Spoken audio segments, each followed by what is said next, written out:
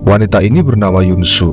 Dia merupakan seorang siswi SMA dan sekarang ini dia baru saja terbangun dari tidur malamnya, tapi tiba-tiba dia dibuat terkejut karena teman sekamarnya telah tewas yang entah apa penyebabnya. Yonsu semakin dibuat bingung ketika HP temannya tiba-tiba menyala. Di situ tertera sebuah tulisan dari sebuah aplikasi yang tulisannya sendiri yaitu "Sekarang malam sudah tiba". Dengan perasaan ketakutan, seketika saat itu Yonsu pun keluar dan sampailah dia di depan sebuah kolam renang yang di sini tak kalah menakutkannya karena tiba-tiba saja ada orang yang nyekur ke kolam. Tapi sekali lagi Yonsu pun tak mengerti apa penyebabnya. Hingga ketika Yonsu masih bingung dengan situasi apa yang tengah dia hadapi, mengejutkannya orang itu mendekat ke hadapannya dan Yonsu yang ketakutan pun langsung lari. Tapi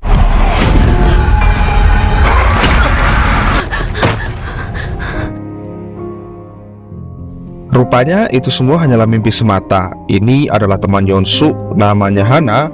Mereka bersama teman sekelas tengah dalam perjalanan menuju ke sebuah desa terpencil dalam rangka menjalankan kegiatan retret dari pihak sekolah. Sedikit ngasih info aja, retret sendiri itu mengacu pada sebuah kegiatan menjauhkan diri dari lingkungan keseharian dengan tujuan untuk menghilangkan stres, menjaga kesehatan, kebutuhan spiritual, dan hal-hal sosial atau ekologis lainnya. Retret ini memang biasa dilakukan oleh beberapa komunitas, termasuk pihak sekolah dan biasanya agama Kristen, agama Buddha yang sering melakukan kegiatan semacam ini. Nah, karena ini hanyalah sebuah film, anggaplah kita mengartikan mereka ini tengah studi tour supaya lebih mudah untuk dimengerti. Di sini karena banyak siswa yang ikut, nama-nama yang perlu disebut akan kita ganti saja supaya mudah dipahami. Yang pertama ada geng berandal suka ngebully terdiri dari 3 orang. Ketuanya Junet, lalu si rambut kuning, terus Alek, dan sampailah mereka di tempat yang dituju. Tapi baru saja tiba, guru mereka sudah disibukkan dengan belum sampainya bus kedua.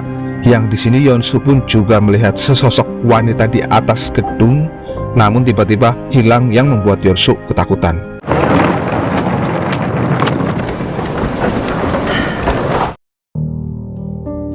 Setelah sampai di bagian resepsionis, Yonsu yang emang cukup dekat dengan ketua kelas sempat mengobrol, di mana mereka membicarakan ulang tahun Yonsu yang sebentar lagi akan tiba.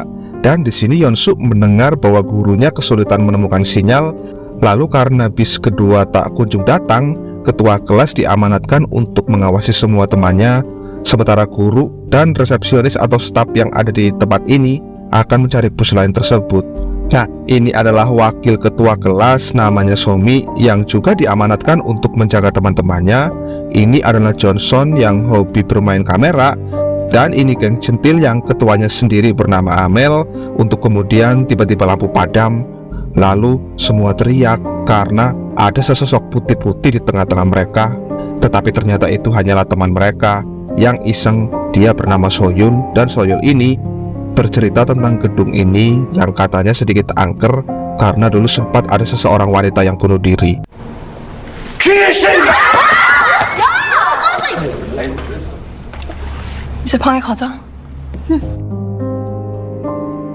Sebelum masuk ke kamar masing-masing, seorang pria culun bernama Juwon mendatangi geng berandal untuk menagih hutang. Juwon bermaksud menggunakan uang tersebut untuk bayar semesteran, tapi karena takut, teman Juwon yang bernama Dumai yang sempat minjemin uang juga nggak jadi nagih karena yang ada mereka malah disiksa oleh geng berandal. Hingga ketika hari semakin malam dan Yonsu terlihat masih asik mengobrol dengan Hana di kamarnya, tiba-tiba di HP Yonsu terinstall sebuah aplikasi yang adalah sebuah game. Game tersebut bernama Game Mafia, dan mengejutkannya semua murid juga terinstall secara otomatis dan harus memainkan game itu. Gamenya sendiri akan dimulai setiap jam 12 malam, dan di game ini akan ada 4 karakter identitas: warga, polisi, dokter, mafia. Semua identitas hanya si pemilik HP yang tahu. Yang pasti mereka para peserta diharuskan voting untuk menebak siapa mafianya. Nah, voting itu dilakukan tiap hari, dan orang yang tervoting dengan suara terbanyak, meskipun bukan mafia, akan mendapat hukuman, yaitu dirasuki roh iblis yang akan menyiksa dirinya sendiri hingga tewas.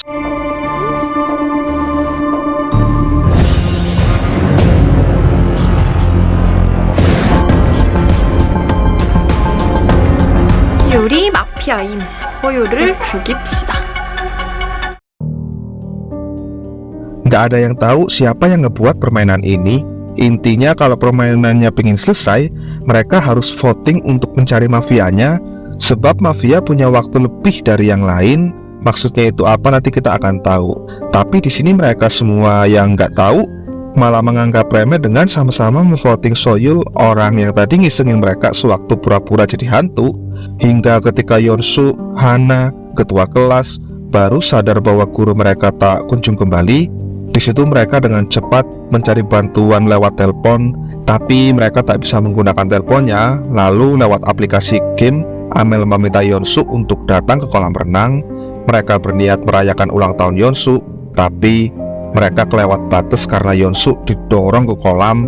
Yang anehnya saat Yeonsu ingin naik ke atas, lah tiba-tiba dirinya ditarik dari bawah. Yang entah perbuatan siapa itu.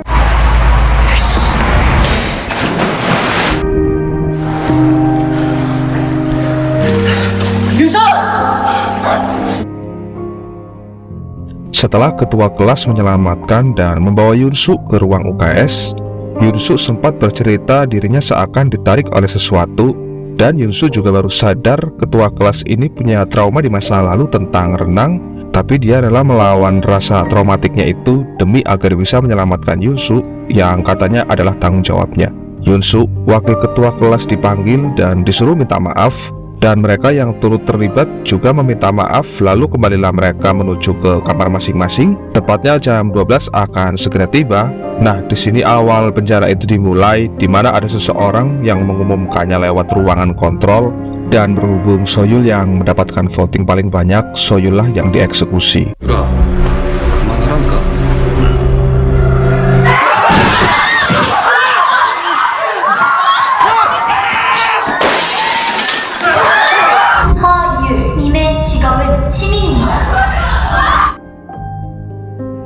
Entah fenomena macam apa ini, siapa yang mengatur dan membuat tidak ada yang tahu. Yang pasti setelah mereka mengalami fenomena tertidur setelah proses eksekusi selesai, setelah mereka kembali terbangun di pagi hari, ternyata kejadian tewasnya Soyul memang nyata. Dan mereka semua mulai panik, apalagi ketika mereka mendapati ada satu lagi teman mereka yang tewas. Namun yang tewas tersebut ada di kamar mandi dan statusnya sendiri rupanya adalah seorang mafia.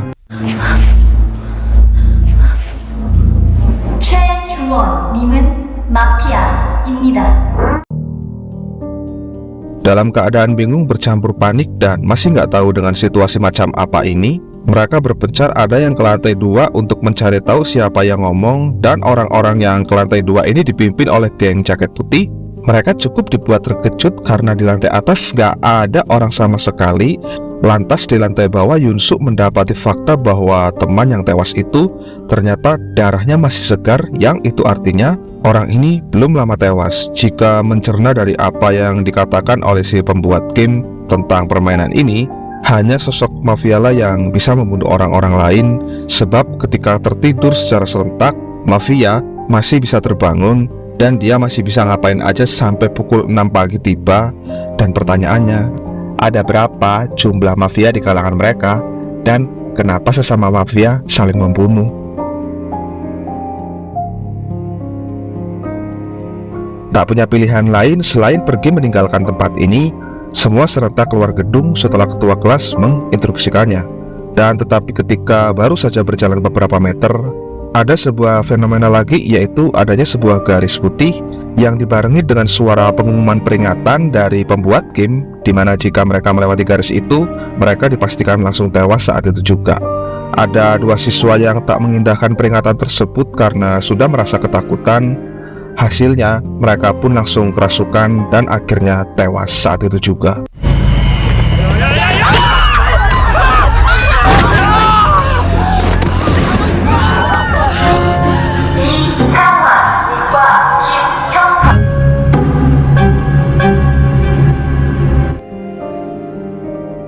Sekarang semua siswa tengah berpikir untuk mencari jalan keluar dari tempat ini. Timbul perdebatan karena mereka saling memberi usulan yang tak masuk akal.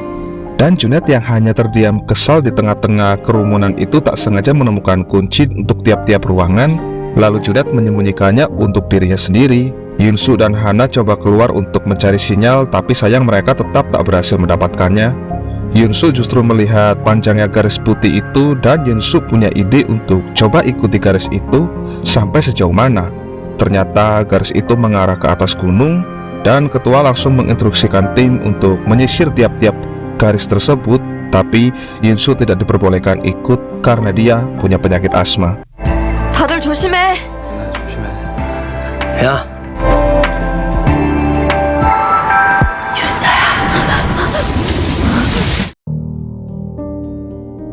Dipandu ketua kelas, mereka semua mulai menyisir dan yang ikut ada geng jaket putih, Somi, si kameramen, cewek yang diikat rambutnya. Sementara dengan kuncinya Junet menemukan banyak makanan di kantin. Lalu karena kasihan melihat mayat teman-temannya tadi, Yonsuk mengusulkan agar mereka minta bantuan ke teman-teman lain untuk memasukkan mayat-mayat itu ke ruangan pembeku. Dan Yonsuk mulai melakukan identifikasi seolah-olah dia seperti polisi, tapi Yonsuk berargumen bahwa ia melakukan itu semua murni untuk mencari tahu siapa pembunuhnya.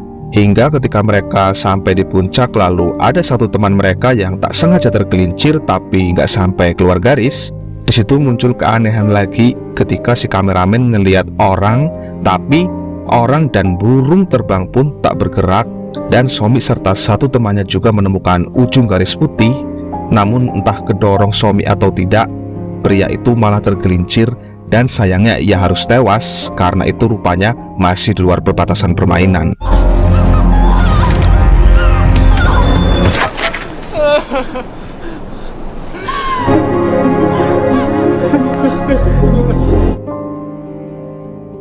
Setelah mereka mendapat pengumuman bahwa ada satu lagi teman mereka berstatus warga yang tewas karena melewati perbatasan, begitu ketua kelas dan yang lain kembali, ketua kelas mengatakan tak ada jalan keluar dan itu membuat mereka saling menyalahkan. Apalagi Somi yang dianggap sengaja mendorong temannya itu, yang pada akhirnya malah membuat mereka kembali pasrah, tak terkecuali dengan Yunsu. Secara dia yang nyuruh teman-temannya menyisir, begitu juga dengan ketua kelas yang merasa bersalah karena dia tak becus menjadi seorang pemimpin. Dan lagi-lagi ada fenomena aneh ketika tiba-tiba telepon berdering tapi diangkat, gak ada suaranya. Dan yang lebih anehnya lagi, ternyata setelah dicari tahu, semua telepon tak terhubung alias kabelnya putus. 처음부터 연결도 안 돼 있었다고. 이것 봐. 비어 있어.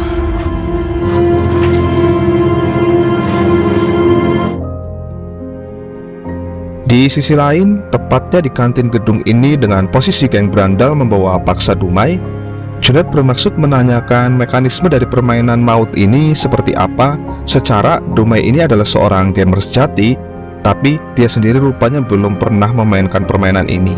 Yang dia tahu game ini harus mencari tahu siapa mafianya, barulah gamenya akan selesai.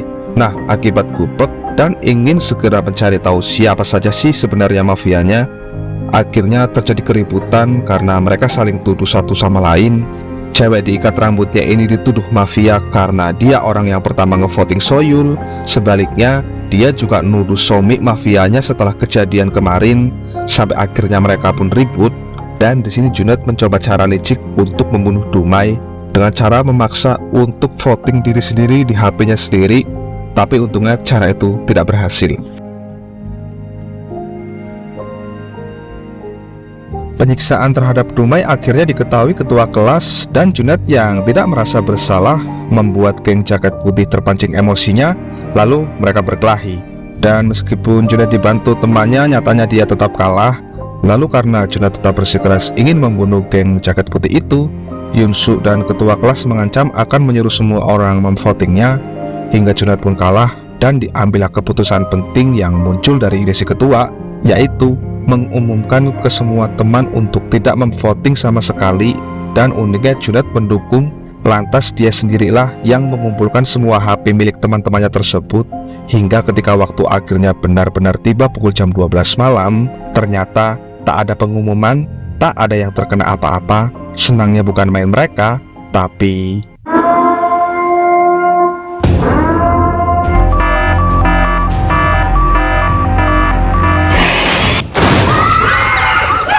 sungguh sayang, lagi-lagi dua teman mereka jadi korban karena dianggap melanggar peraturan. dan keadaan semakin chaos sebab yang tak memilih akan dieksekusi saat itu juga. Lalu mereka akhirnya kembali berebut HP untuk cepat-cepat memilih, dan di kesempatan ini Junet balas dendam dengan membuang HP geng jaket putih yang tadi terlibat keributan dengannya, dan tewaslah si jaket putih bersamaan dengan siswa-siswa yang tak sempat mengambil HP-nya untuk memvoting. Kini semakin berkuranglah jumlah mereka, dan berhubung Somi jadi orang pertama yang berhasil memegang HP-nya, dia memilih cewek rambut iket sebagai yang dituduh mafia. Lalu sebagian orang akhirnya ikut Somi untuk memilihnya, hingga tewaslah si rambut iket. Tapi si rambut iket juga bukan seorang mafia. 투표가 종료되었습니다.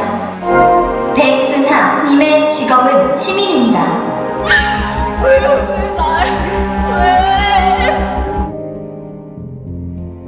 Dalam keadaan tertidur, Yunsu bermimpi ada seseorang yang mencekik satu kawan mereka hingga tewas. Ternyata setelah bangun, mimpi itu jadi kenyataan. Kemungkinan pelakunya adalah seorang mafia, korbannya adalah anggota geng centil, dan di pengumumannya sendiri, pembuat game mengatakan semalam ada karakter dokter yang menyelamatkan pria ini. Ini kita sebutnya pria couple karena dia punya pasangan yang bajunya samaan ya. Tapi di sini pria itu mengatakan tak tahu apa-apa. Sekarang sebagian orang menyalahkan ketua, hingga si ketua memutuskan pergi karena sudah saking pusingnya dengan keadaan ini. Dan seperti biasa, Yunsu mengumpulkan semua mayat teman-temannya untuk disimpan di ruangan beku karena Yunsu berniat membawa mereka semua setelah nanti bisa keluar dari sini.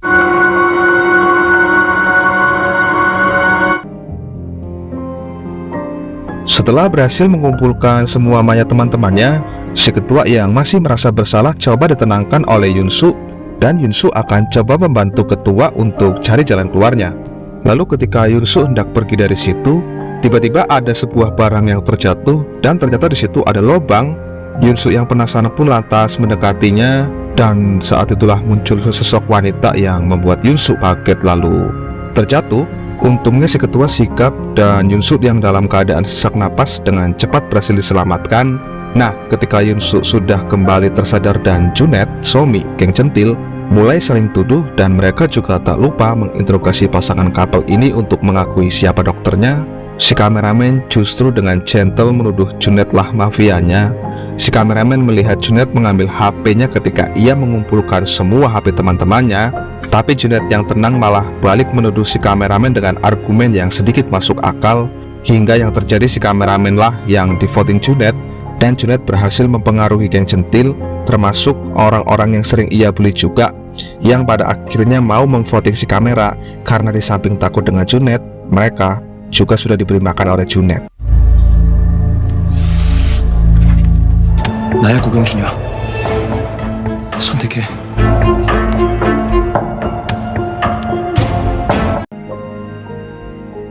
Nah, akhirnya setelah keenam temannya ini mau membantu untuk voting Junet balik, tersisa hanya pasangan couple dan satu orang lagi yang belum ngevote, dan si kameramen bergegas menemui mereka.